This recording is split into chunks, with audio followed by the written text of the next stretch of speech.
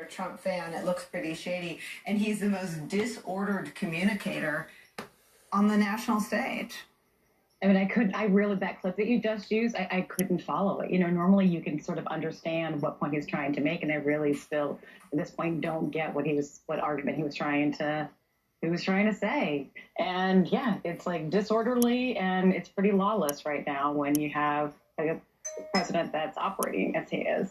And it would be so easy for him to rein COVID in relative to the actions he has taken, right?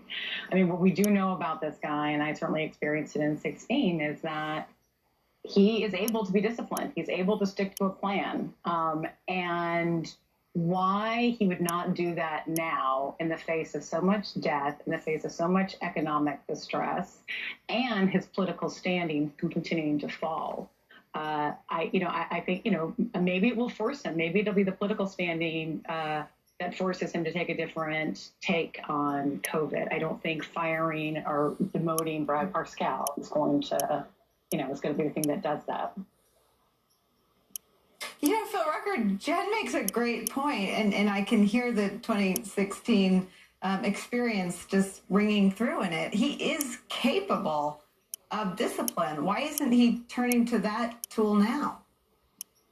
Yeah, and Jen remembers the last month of the general election campaign throughout October, and Trump, largely stuck to a script that Steve Bannon helped create for him, and day in and day out, said his piece and didn't go off into a lot of tangents, relatively speaking.